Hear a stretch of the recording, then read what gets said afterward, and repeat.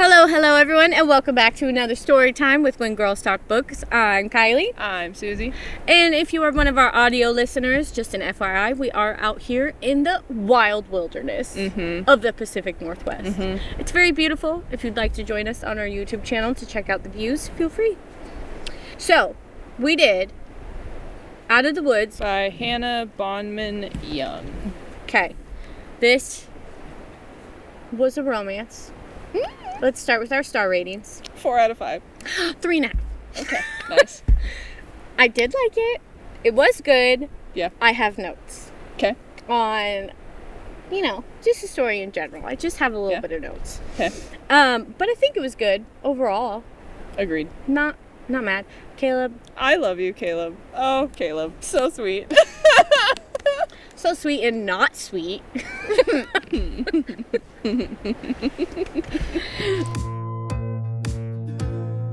Shall we? We shall. Chapter 1. Main character has a full crash out.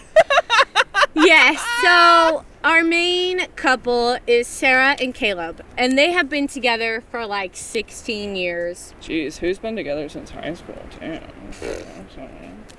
I have no idea.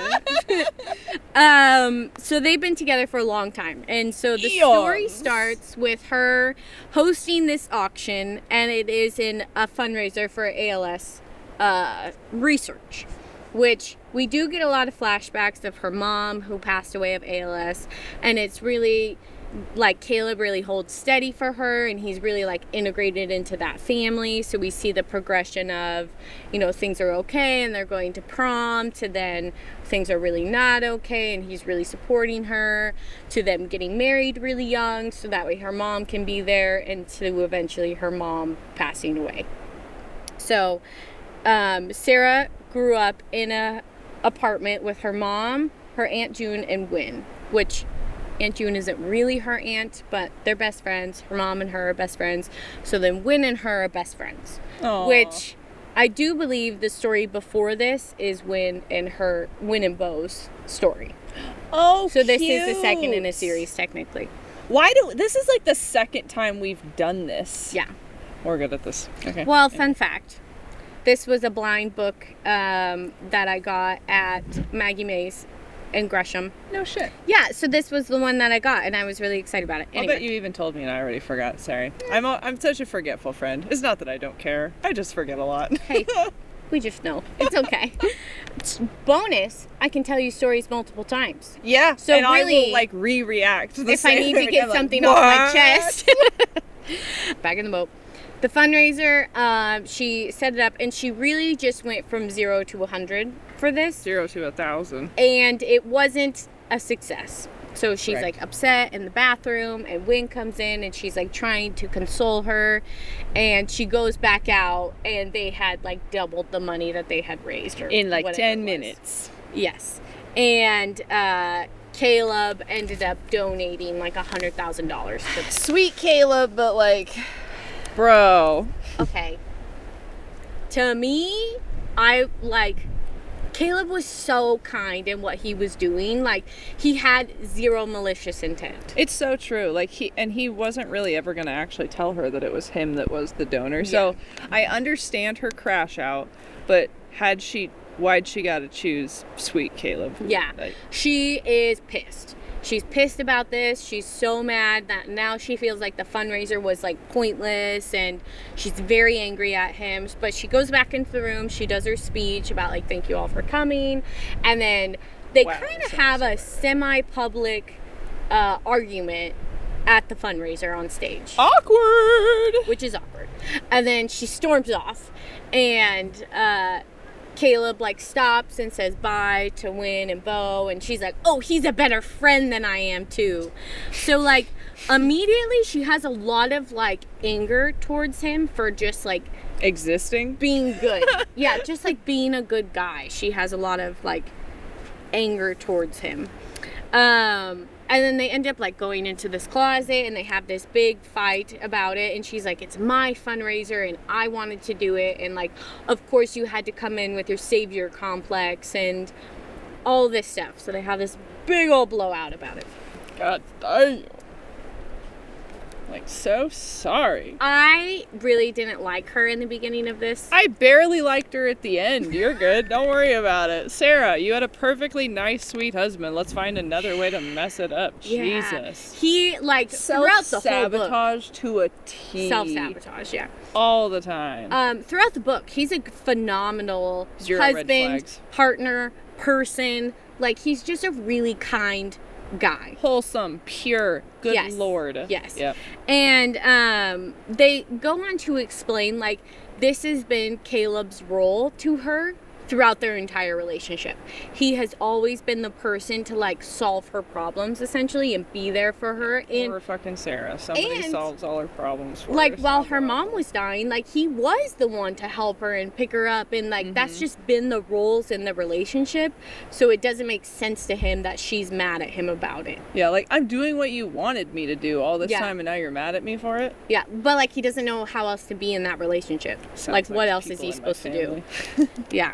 Which they've been together for, like, 16 years. Like, it makes sense that he'd be like, well, there's this problem, I'm going to fix it. Like, that's how your entire relationship has went, so. Yep. So, they, after the fundraiser, they don't talk for, like, a week. We don't talk anymore. We don't talk anymore. And it's really awkward, and she doesn't really know what to do, so they have, her and Wynn have, like, this girls' night. Essentially, and she's going on about, like, the statistics of marriages that end in divorce and, like, the statistics of getting married at 19 and what that looks like. And Wynn's like, really, like, thinking you're gonna get divorced over this? Yeah. She's like, well, it's not uncommon for people to do this. So Wynn's like... When I was reading that part of the book, I was like, oh my God, I hope her friend, like, shakes her. I would hope that you'd be like, bruh. Why are we looking at statistics here? Yeah. Also, is this that big of a deal? Yep. Like, so Wynn essentially kind of talks her down a little bit and says, there is this, I don't even know, camp type thing called Reignite that these therapists put on. Yeah, couples retreat. I think you guys should at least check it out. And she's like, Caleb in the woods? And Wynn's like, that man loves you. He would do anything for you. No. Which, like...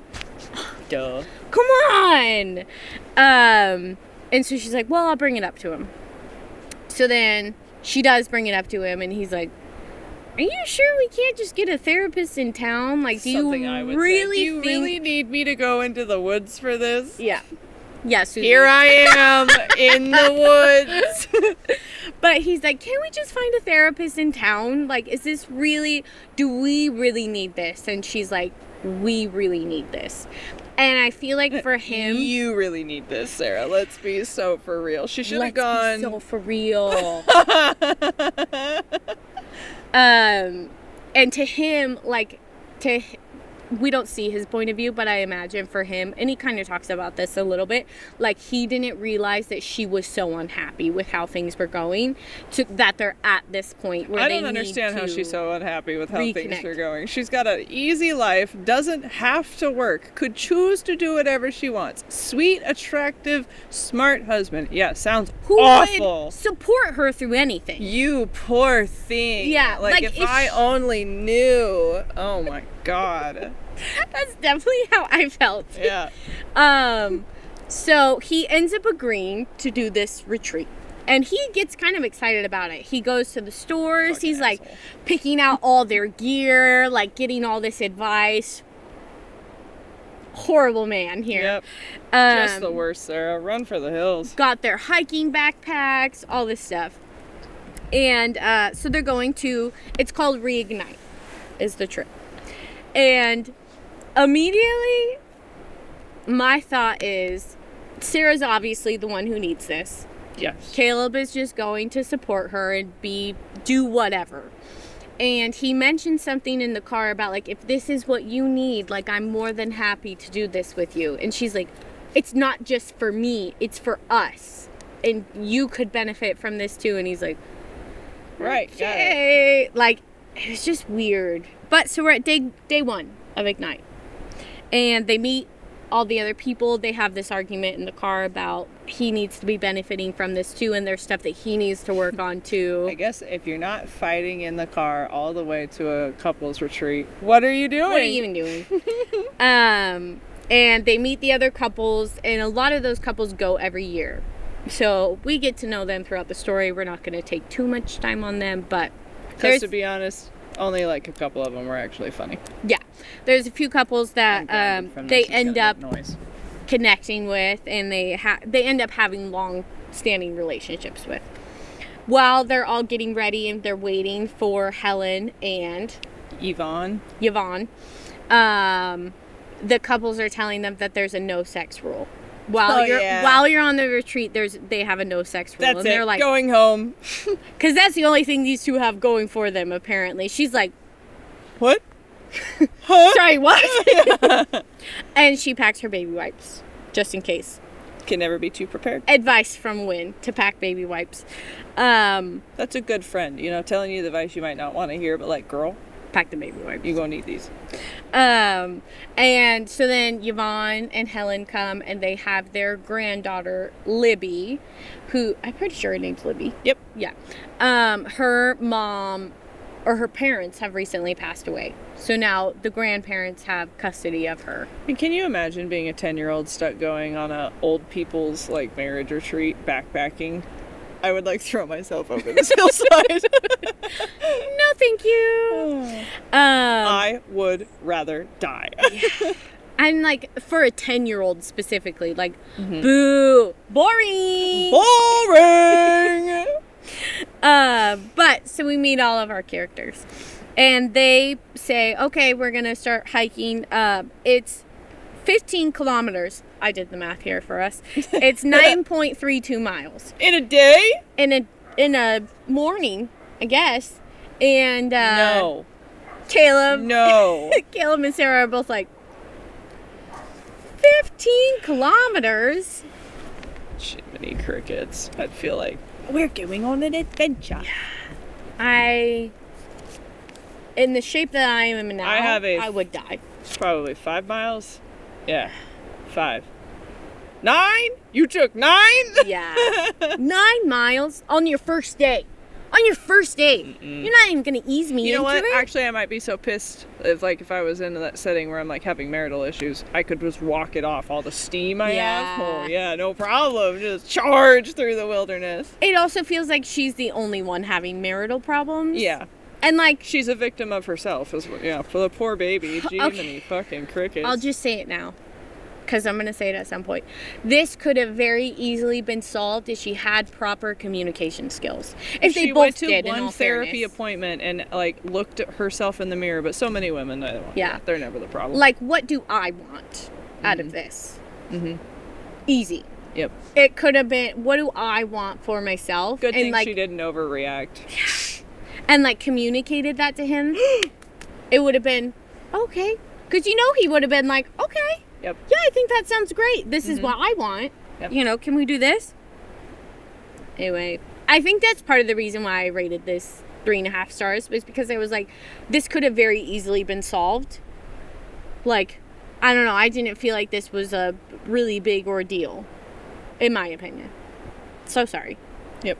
In my opinion. Well, we live a life with, like, real problems, so that's why we, like, see this and we're Facts. Mike. Okay. I'm sorry that you're bored. Get a job. Let's see how many fucking problems you have. Oh my God! that. My God! So Sarah is a stay-at-home wife who doesn't really do anything. Yep. And she feels like... By choice. That's the thing, is if you're choosing to not do anything... Yeah. And you're not doing anything about that... Yeah. And she's wanted to be a writer. She wanted to be a writer when she was younger.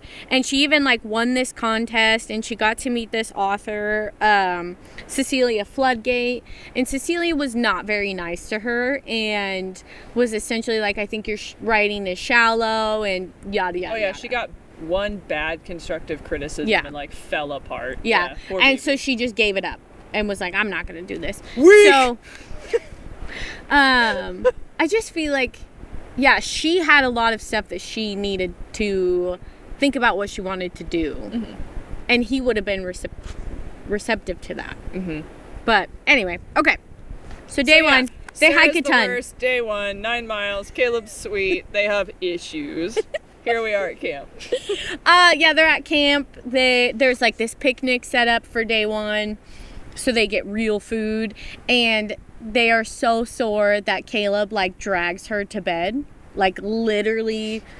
He-Man drags her into the bed because he's also sore, and then she's like, I forgot my water, can you get it for me? I thought he was the worst, but you'll let him carry you around and get your water, and okay, got it. The worst. Yeah. What an asshole. Look at him. For real.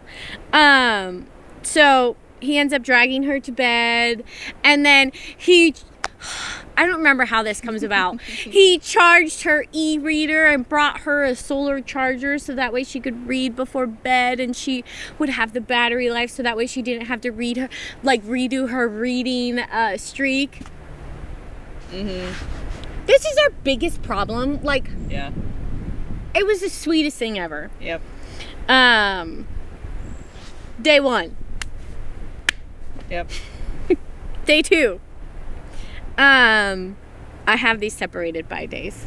Okay. Yeah. Well, that's kind of how the book went too, for the sake of like getting through this too. Until we get towards the end, then it's a little wishy-washy. But okay, so day 2, they end up hiking separately. So the boys go together and the girls go together. And there is one couple who is same-sex couple, and they just kind of split, as well as Helen and Yvonne. They're married and they split differently. And she has this word vomit, a little bit about what we already talked about, that she's a housewife and she doesn't like have any purpose, essentially. Identity crisis. That's what this girl is having. Yeah. She's having an identity crisis. Definitely. And she wants to fail or succeed by herself, and she doesn't want Caleb to help her. Do you think maybe you could have just said that to him? Like, hey, I really appreciate what you did at the fundraiser, but like I really wanted this to be all mine, and like I wanted to fail or succeed one way or another. And like, I know that she didn't want to fail. She'd have thrown a fucking baby fit when she failed. I can't believe you didn't do anything to help me. I can't believe you didn't tell me this was a bad idea. I can't believe it. Me. God. When and Caleb both tried to tell her, do you think this is a bit much for your first fundraiser that you did? Yes. And she was like, no, I want to do this. Which, you know, she needs to feel like she has a purpose, and she doesn't feel that way. There are different ways she could go about this. Yep. Her communication skills are horrible. I felt like a good communicator after reading this book. I'm like, oh, no, actually. Same. This whole thing could have been solved with one conversation. What you looking at? I just saw something. Trees. Yep. Okay. Her and Helen have this conversation where Helen asks her, why are you so resentful of Caleb? Because that's really what it comes across as, is she is so resentful towards him when he's really kind of always tried to help her. And like, why do you feel that way? Like, why do you feel like this is Caleb's fault, and like have these harsh feelings towards him? And she essentially comes out and says like she just wants Caleb to feel proud of her, which he does. She could do anything and he'd be proud of her, but like she wants that, like, look at my wife, look how amazing she is and what she does, and she's just the best, and she doesn't feel like she has that right now. And she also has a little bit of like deep and valid, like it's valid why she feels this way, but like she feels out of place compared to his family. Oh yeah, that's a big and that's hard issue. Like when you don't feel accepted by your husband's family, it can be really hard to feel like you're a part of the family. Yeah, his family is a bit rough, and like she doesn't have a C name, and so she's like, maybe that's why I don't fit in. And when they got engaged, it was really awkward and weird. And she's never really felt like she fit into his family, but he very much loves her family and that dynamic, and he feels very comfortable there. Because even he doesn't really get along with his dad specifically. Yeah. So after the hike, they camp, and her and Caleb have this conversation, and essentially Caleb tells her, like, I am so scared. Like, I did not know that you weren't happy, and like it's kind of like a shock to him, because he's like, where is all this coming from? Yeah, I thought we were fine, and I'm okay and the comfortable. And she's like, so you never want to grow? You never want to change? And he's like, well, I thought we were fine. Like, if we're okay, like, why do we need to change? If it ain't broke, don't fix it. Yeah, that's very much his mentality, and she hates that. She is like, so we're never going to change? We're just always going to be, what were they, like 14 when they got together? Mm-hmm. And he's like, so they fight about that, because he's like, there's nothing wrong with being comfortable, and I'm very comfortable in the comfortable, essentially, is what it is. So then he gets really mad. He goes to bed, and he says, let me have a moment before you come to bed. So she ends up going and getting high with one of the other people. And, sometimes it really helps clear the mind. Yeah. She's like, man, maybe Nina would take me into the woods, and she'd be like, oh, here, look what I have. And then that's exactly what happens. Day 3. Helen has communication exercises for the group. Cue our mini episode. I haven't watched our mini episode. Please do. We did our own. Yeah, we made it our own for sure, but it was still cute and fun. And it has little nods to the story. So they go out in this field, and essentially it's the exercise where you have to like untangle each other. So you're like all kinds of twisted up. Game. I don't like people that much to be that close to everybody. Yeah. So, I'm a clammy, sweaty girl too. So you want me to like get all touchy? We know. Yeah. I hear it all the time. I'm like, give me your hand. I'm sweaty. Yeah, every time. No, I'm sweaty. Like, Susie, I know this about We've been together as long as Caleb and Sarah have been together. I know about your clammy hands. We should do one of these backpacking couples trips. It'd be so funny. This is essentially what we're doing. So they do the exercise where they have to untangle each other. And we learn during this, Caleb is to Sarah's anger, I guess you could say. He's just too good at some stuff. And, like, that's just kind of how his brain works. If he's like, well, if we just do this, this, and this, like, we're untangled. I felt like I was watching my husband Eric in that situation, because he can problem solve things like that or directionally, and I'll just be like, okay, you teach me. Her way of things would have made it worse. His way of things, they did get untangled, and it, like, was so quick. And when you're already kind of mad, and then they're right, like... So Sarah's pretty angry about that. Yeah. For once, I'm understanding of her. Like, okay, yes, I'd be mad too. Yeah. Especially if you're already fighting. Like, come on. Anyway. So then after the exercises, they do a few of them. Caleb guides everybody. Sarah's pissed. So after this, Yvonne wants to go on a walk with Sarah. And Yvonne is much more of the kind of like spiritual vibes lady. She walks around barefoot. She's very like calm, mellow. She just has a different vibe to Helen. I thought of the characters Grace and Frankie were Yvonne and her. That's fair. That's a good cast. Yeah. And so Yvonne says we're going to take a walk later. And Sarah's like, oh no, great. I'm the worst one. I'm being taken a timeout for solo therapy. Like, no one else has.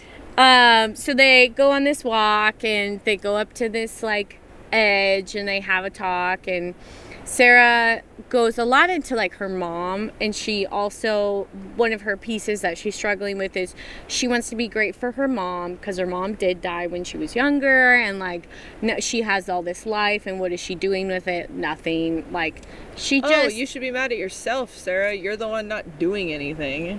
And she, one of the things is she was going to go to school. I don't know when this is brought up, but she was going to go to school, and Caleb gently encouraged her not to because her mom had just passed away.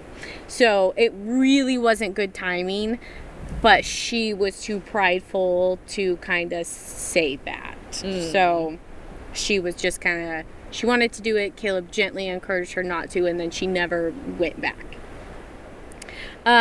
But also during this, Yvonne does point out that Caleb is a helper, and that's where he's comfortable, and that's how your entire relationship has been.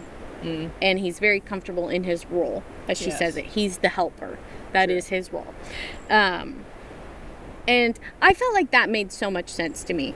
So, like, I'm definitely the helper in our relationship. In any relationship, I'm the helper. I'm the fixer. Like, that's just who I am. Yeah. And so if somebody got mad at me for helping, I'd be like, I don't know what to do. Yeah, like, I can see that. I don't know what to do with this. I used to carry a lot of short bunny trail. I used to carry a lot of guilt in our friendship because I felt like I wasn't doing enough. But that's why I finally realized, like, no, that's where you shine, is you do I'm that. a helper, and you handle it. Like, you're not less than Susie. She wants you to just come along for the ride. And then it was like, oh my God. Yeah. I feel like you're very good. We're just being all kinds of cutesy vibes today. Yeah, we are. I feel like you're very good at, like, voicing what I think. So, like, for example, with this camping trip, like, you very much were like, let me know what you need, and I know you have this, but I don't want you to feel like you have to take the mental load for all of this. Yes, like, it's not your job to do it all. Just send, like, I'm going to go ahead and get this stuff at the store if that's cool, and I'll let you know what I finished. Yes, exactly. So it was like, Instead you of, knew... well, just tell me what to bring. Exactly. Like, I didn't have to say it, and so I feel like you're very good at knowing what I'm thinking and saying, like, I know, like, you're not saying I know this is what you're thinking, but, like, I know this is a lot, and I know this load is a lot. Let me carry some. Because I am the helper. Whole friendship. Yeah, we're like, hey, this sucks. Let me come sit with you while it sucks. Because I am such a helper, and I'll just take more and more and more, where you're like, let me take some like, off of you. My own needs? Oh, fuck those. Yeah! Where, like, I don't have to say it to you, where you're just like, let me take this. Yeah, here I come. Help is on the way, Exactly. That one brain cell bouncing back and forth. It works. But, like, if I was trying to help you with something and you got mad at me about it, I don't know what I would do. You're right. I would think, she hates me. Yeah. She hates me. And then you'd be like... I bothered you with my friendship. Yeah. And then knowing you, you'd be like, I'm not mad at you. I'm just going to do I'm this. overstimulated, and the tag of my shirt was rubbing against me too much, and I was sweating. Okay, so back to the story. She's in timeout with the leader because she's the worst of them all, and she knows it. And she has this whole spiral about it. But when Yvonne says, essentially, Caleb is a helper, and that's, like, how he knows. That's all he knows how to be in your relationship. Because the boys also had, or I guess the boys and... I think Yvonne goes with the others. They had also their own talks, and Sarah feels very insecure about that, and, like, what did Caleb say about her, because she did this whole word vomit thing about Caleb. So she kind of gets a perspective on what he said through Yvonne, because she was there when he, obviously talked about what's going on with them. And so when she gets back to camp, she ends up making the paper airplanes. This one? I did not make this one. Because in school, she wrote her number on it and threw it to him, and he didn't know who it was. Pretty good. He didn't know who it was, so he didn't end up texting her or calling her. That was so funny. And then later, she, like, cornered him and was like, so are we going to do lunch? I think it was lunch. Something. Essentially, she's like, what's up? Yeah. Like, what are we doing here? We have a problem here. Yeah. And so she ends up... when she got back, he had, like, fresh clothes for her and her e-reader and, like, flowers. Mm-hmm. I would have cried. Come on. Mm-hmm. Which also, they're, like, fighting right now. Yep. And he still did this gesture. Because he's so sweet. So she's like, he deserves a gesture, too. So she goes out, she picks some flowers, and then she ends up, like, covering their tent in paper airplanes. And it's just all these nice things, like, you're enough for me, and I love you. Sorry, I'm a bitch. I am ungrateful. What is wrong with me? I should have just gone to therapy. Yeah. I appreciate you, and I want to be with you. And I think that's one of the main things of this story is, like, they always knew they wanted to be together. They just had been together forever, so it was hard to really work through whatever it was, her crisis that she was going through. It was crisis of the week, flavor of the month for her. God. So they end up having a talk later, and he tells her that sometimes it's hard, and because sometimes I look at you and I see this fierce woman who can do anything and can take care of anything, but then other times I see you and I just want to protect you because you've been through so much that I don't want anything else to happen to you. Oh, yeah, you're right. Lock him up. What an asshole. Yeah. So he's like, sometimes it's hard for me to think, like, who did I marry? Did I marry this fierce, independent woman? Or did I marry this girl that I just want to protect who's had all these horrible things happen to her? This fragile little baby bird. Yes. And I thought that was so sweet. I thought so, too. I thought that was so sweet. And he ended up writing her a letter while she was gone on her walk. And it essentially, like... Of course he did. It was so sweet. I don't remember exactly what it said, but long story short, just how much he loves her, how much he wants to be with her, and if this, how sorry he is that he didn't know that she was unhappy, and even if they're not together at the end of this, like, she's always going to be this light to him, and this... Reading the letter, like, I was, like, gonna cry. Like, how could you be so mean to him to think that he, like... You actually didn't want to be with this guy? Well, she did. Like, well, she kind of did. Yeah. I guess she did look at divorce statistics, which is a little bit of a red flag. But, like, to her, she doesn't want to be with anybody else. She wants to be with him. They just need to have a proper conversation. Yeah. Not paper airplanes. Yeah. Well, that's what started the conversation. So I do think that was a nice gesture of her. After dragging him in the woods and basically telling him that he's not good enough. Yeah, you're right. So, Man, all aboard the Sarah Haight train! Choo-choo! I will be your conductor! It just felt like it was so unnecessary. Like, this whole book just felt a little unnecessary on her part. Like, like you could have just talked about it. Hey, I'm feeling like I don't have much of a purpose, and I would maybe like to try and do something. Okay. That would have been his response. Yeah. Anyway. Caleb is a lot like our husbands, so throughout the book I was like, okay, note to self, don't be too mean to my sweet golden retriever, angel baby muffin that is supportful of all things. Like, I did feel that a little bit. Yeah. Because, like, I don't know, specifically, like, I don't know, I think I'm kind of Sarah, but I'm also kind of Caleb. Like, I'm the helper in the relationship, but I'm also, like, I could understand from a partner's point of view of me being very fierce and independent, but also I've had a lot of things happen, so also wanting to protect me from that, but not really knowing how, because those personalities are hard. See, we're not fragile like a delicate flower. No. We're fragile like bombs. That was so good. That's how my husband describes me. That's yeah, you're just fragile so like a good. bomb, honey. Oh my God. I felt like, yeah, I really related to this, but I also felt like they just needed to have a conversation about it. But, like, I feel like I have a purpose. So I don't really understand where Sarah... I don't really get your fucking deal, girl, but, like, sure, I'll empathize. Like, I kind of get it. I kind of get, like, being in a relationship for a long time and wanting to grow and change and, like, having to do that together. And how do I do that without losing what I have? Because I'm not unhappy with what I have, but I'm not loving it right now. And I also think women change a lot throughout relationships. Like, men, they change, sure. But, like, they're still boys at the end of the day. Let's be so for real. Like, get a couple boys out here camping, they're going to be doing the silliest and things. Knives and yeah. Where I feel like women overthink a lot, for one. So they're always changing. And they're always wanting to try something new or be different or do this or do that. Where I feel like boys don't really have that as much. And I could be wrong, but that's just kind of... I guess we've never been wrong in our lives. What are you talking about? But I feel like that's a big thing in our relationship. I feel like I always I'm like, I want to try this and do that and da-da-da-da-da-da-da-da. And Justin's like, okay, here we go. I'm gonna go play games with the guys that I've been doing for the past 16 years. You know, it's just it's just different. So he has his letter, he reads it to her, it's all very sweet, and then they end up saying, like, this is going to be our new start. So we're finally communicating, so let this be our new start. And he's like, I want to show you something. This is all it took. 2 days of hiking. And it's someone to say, hey, have you thought maybe, like, this is what Caleb, like, has done for you the past 16 years, like, it probably feels weird to him that now you're mad at him about it. Just a thought.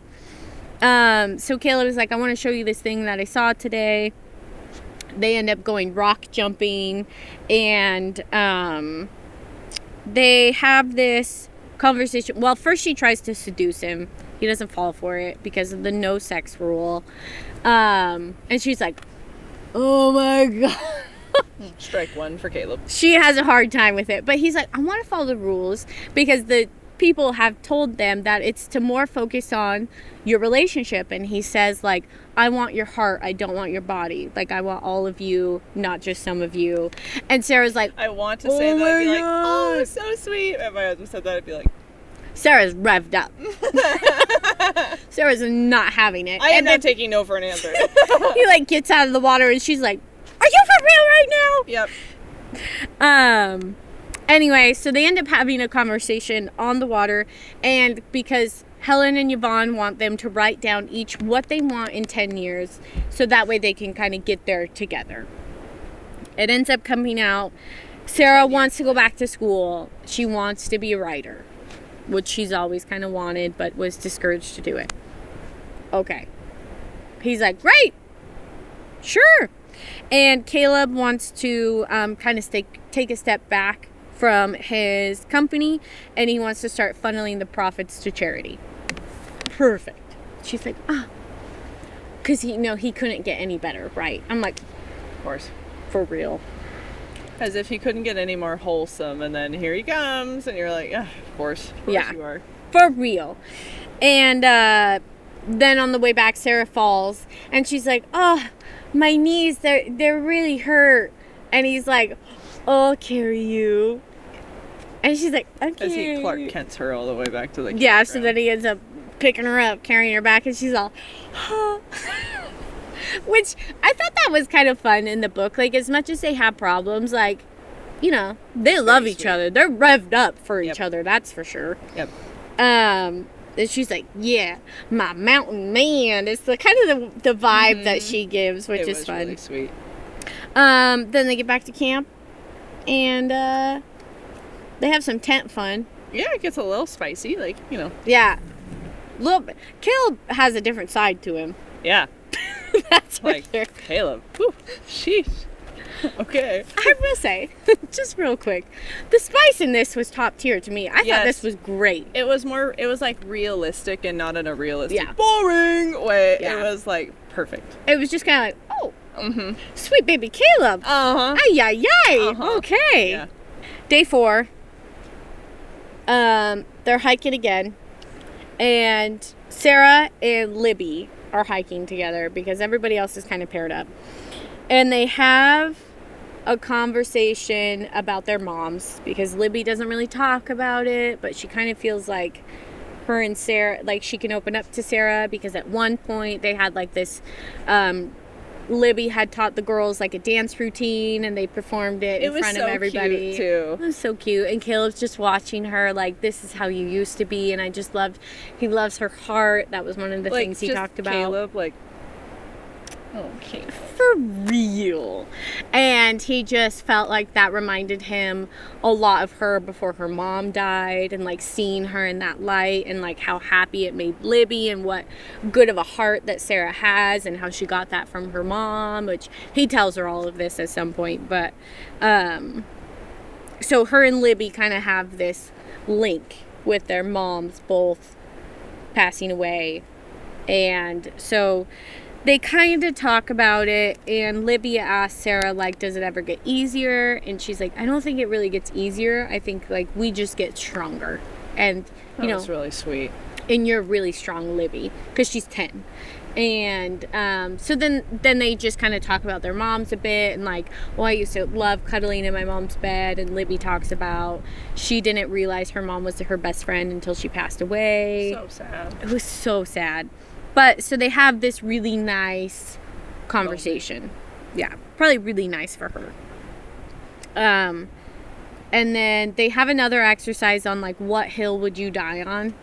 And that got me so excited. I looked at Eric and I was like, the whole exercise is what hill would you die on? And he goes, you have a whole mountain range. what do you think your hill would be? If you had to say, what would your hill be right now? Specifically? I Yep. need like a specific instance, I guess, to... What hill would you die on right now? A hill that I would die on right now? That those are yellow jackets and not just bees.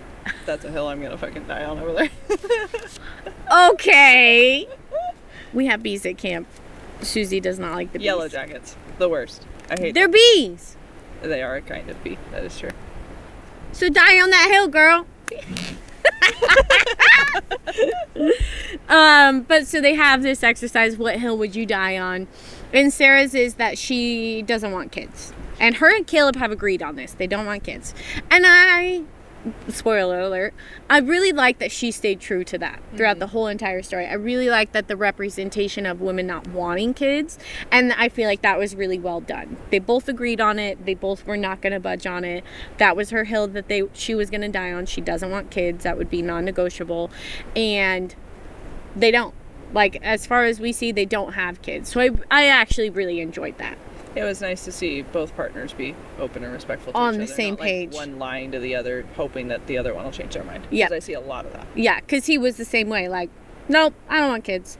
So I thought that representation was good.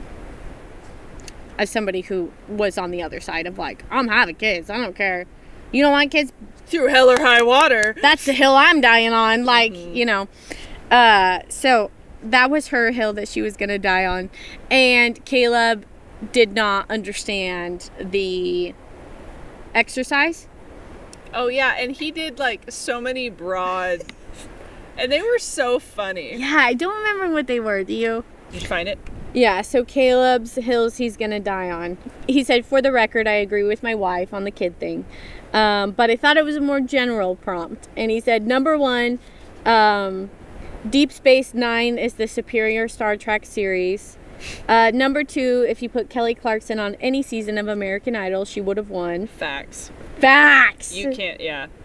Oh, that's the hill I'll die on too. Number 3, there are so many things we could do to get rid of, to help the environment before Outstein plastic straws, paper straws are a sensory nightmare. Yes, they are. All paper products that get wet are sensory hell. Number 4, it's fucked up that people keep birds as pets. Well, he's entitled to his wrong I think that was it. But he just took it like way like, just what are things that you don't like? And he's distracted because Sarah's wearing shorts, which he... And she's hiked him up. And she hiked them up. Likes. Yep. So then after this exercise, they get lost in the woods. Lost in the woods. And tensions are at an all-time high. And some things may happen against a rock wall. Okay? Yeah, you know. In my notes, there is 5 chili peppers for that chapter. That's all it says is tree, chili pepper, tree, chili pepper, tree, chili pepper. Rock wall, 7 chili peppers. Yeah. And they're both like, oh my gosh, this was fantastic. And then Who are we? He has this, I wasn't touching it. Sorry. I threw the pen. We're both like, no!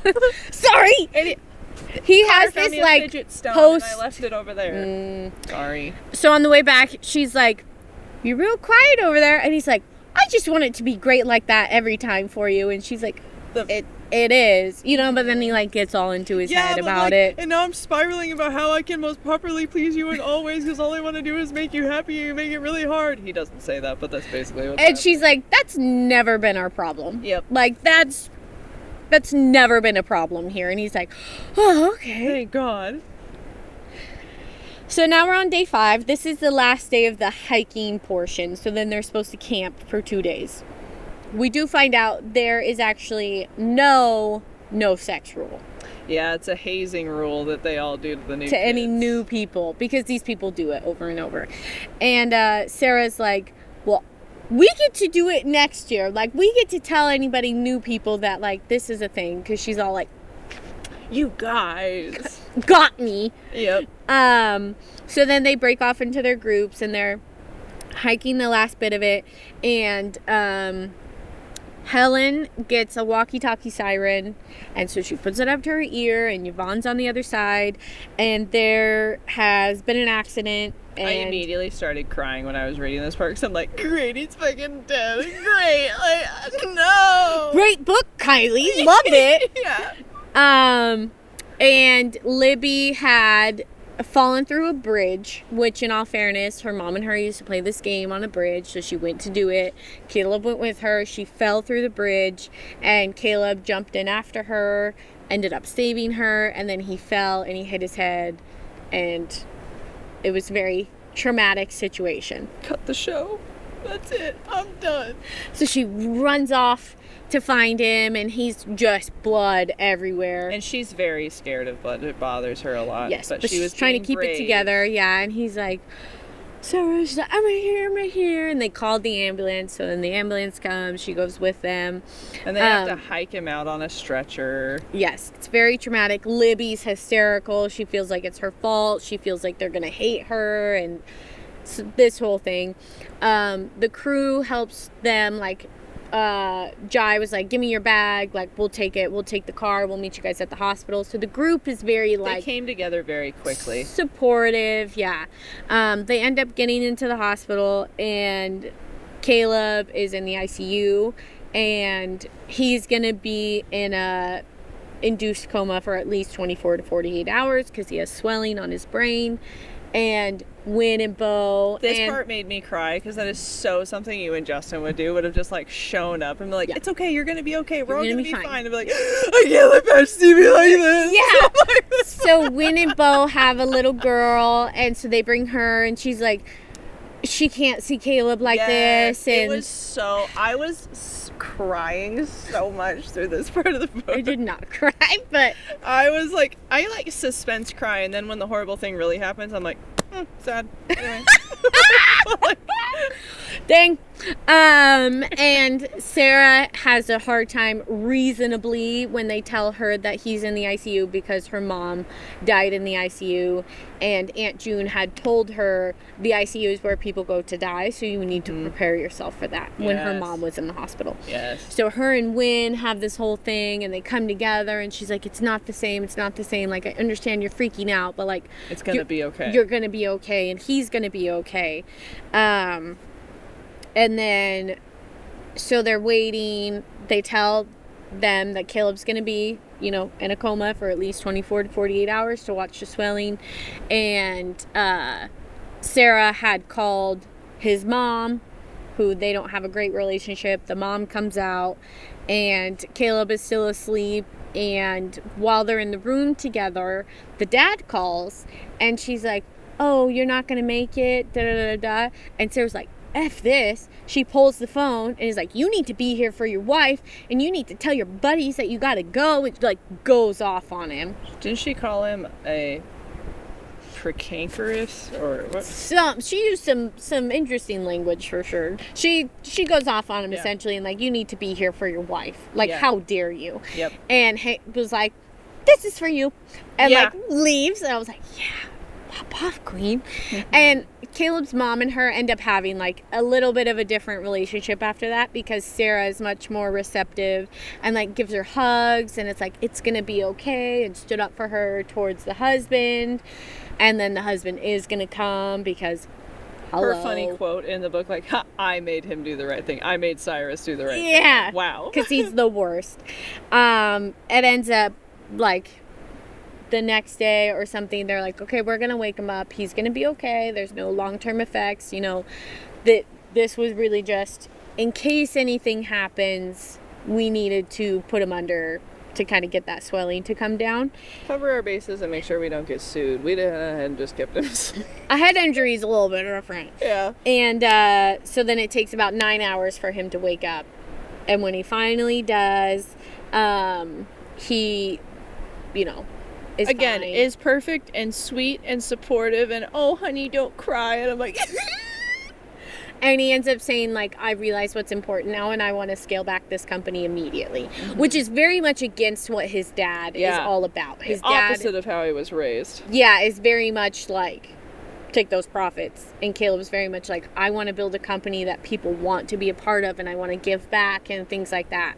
So he ends up kind of taking a backseat pretty much immediately in his company.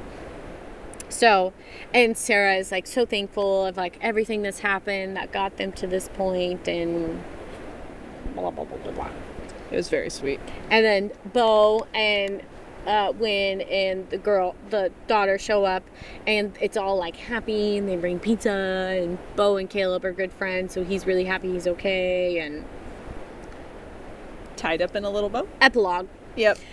So 10 years later, Wynn is on her 4th baby, and they're going to the premiere of Sarah's play. Because she actually went back to be a writer. She went back to school.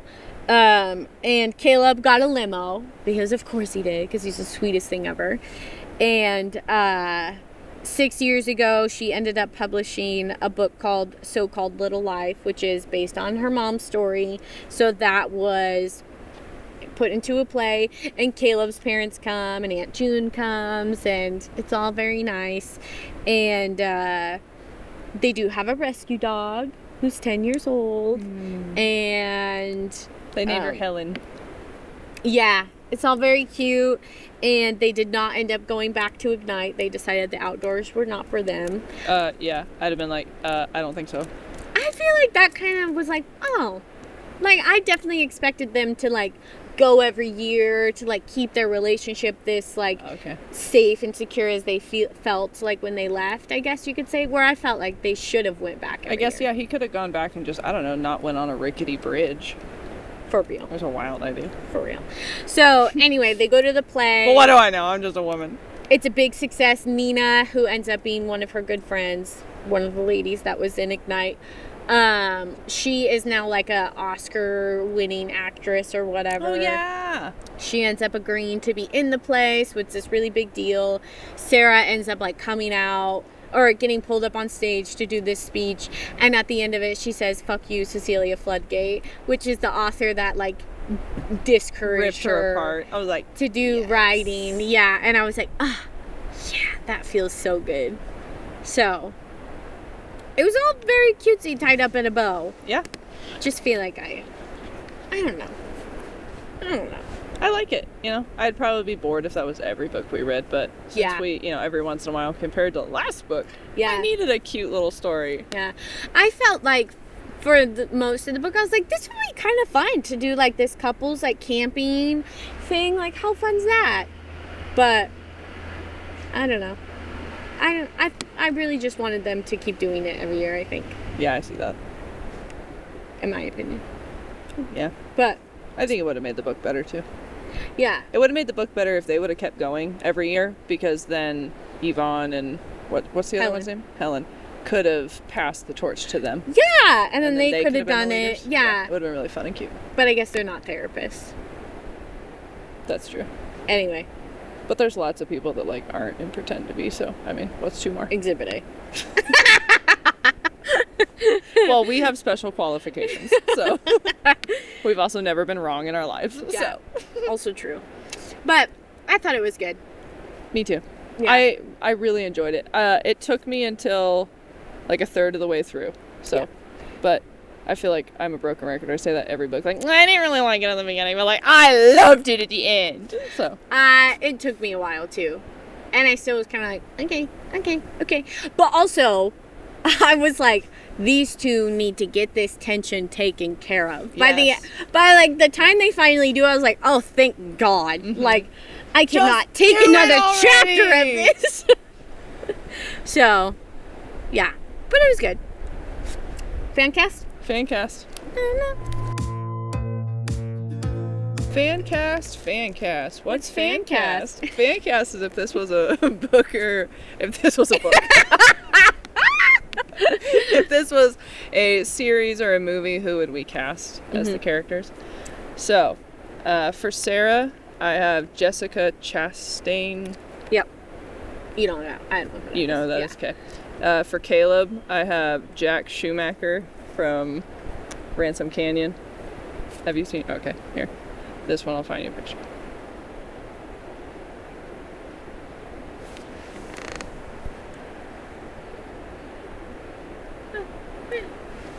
Add I glasses. don't think I know who that is. He plays Yancey. I've never seen Ransom Canyon. Oh, girl. You want a little cringy. Josh Duhamel is in it. Yeah. Yeah, my priorities were way different in that show. Yes. Yeah, Josh Duhamel. Yes, Yeah. but like Josh wasn't gonna fit Caleb, so I had to pick the other like semi-attractive Fair. one that wasn't a teenager, because I was gonna look like a pedo. If I was like, okay. And then for Win, I had Margot Robbie, because I'm basic and a brunette Margot. Sign me up. For Bo, I had a like young Hayden Christensen. This guy. He's the one that plays Darth Vader. Yeah. I thought Justin would appreciate that. Fair. So that's who I had for fan cast. I only did Sarah and Caleb because everybody else was just kind of background noise Who to cares? me. Don't care. Yeah. Tell us what Daddy Caleb's up to. That was literally me in the whole book. Like, anyway. So I did Madeline Pesh for Sarah. Nice. I did do younger. But also at the same time, like, Sarah and Caleb are in their late 20s, early 30s, I think. Yep. So, easy there. Yep. And then Caleb, I did Dylan O'Brien. Specifically Dylan O'Brien with a little bit of facial hair. Add the glasses, especially with the comments like, Caleb looks like he could solve a Rubik's Cube, and I would just laugh so hard when she would say that. I used to have the most ridiculous crush on Dylan O'Brien. Like... It was unhealthy. And then now he's got a little bit of facial hair. I was like, Dylan O'Brien, for sure. That's going to be my Caleb. So I almost did the new Superman guy. You know what I'm talking about? Yes. I almost did him. Who you're talking and then I about. was like, I don't know. Like, I feel like that's just a bit much for Caleb. I feel like Caleb's very much like, he's attractive. But he doesn't even know that he is. He's a little bit more, a little more. But he's a little nerdy. Yeah. Yeah, exactly. So exactly our type, you mean? So I felt like Dylan O'Brien was a better pick for that. But excellent. Yeah, it was good. Final thoughts. Let's read more of her books. Final thoughts. Maybe Win and Bose. Yeah. Yeah. Let's see if Win is a little less insufferable than Sarah. She needed therapy. I think that'll be my final thought. Sarah needed to go to therapy, and then she would have had the proper communication tools to be able to tell Caleb, I think I want to go back to school. I like that. That's all she wanted. Yep. She wanted to go back to school and have a purpose. Yep. But she felt like she couldn't say that to this sweet baby angel. Mm-hmm. Yeah. That's the hill I'm going to die on. Caleb deserved better than that. Yeah, I agree. Okay. All right. Thanks for coming along for another story time. One thing. Yeah. I do feel like Sarah, or Win and Bo, I think they get pregnant like immediately in their book because there was something about the timeline there where it was like they met and then they had a baby like a year later. Okay. So I was like, okay, we're gonna have some questions there. Yeah. Unexpected pregnancy trope. Yeah. Those can be kind of rough sometimes. Yeah, that's true. Like, oh no, you did A plus B and you didn't think C was gonna happen? Oh my gosh. So, anyway, we'll see. Mm-hmm. We'll see how it goes. Yeah. Okay. That'll be it from us. Yep. Like, Subscribe, follow, share, all the things. all the things. Okay. Bye. Bye, guys.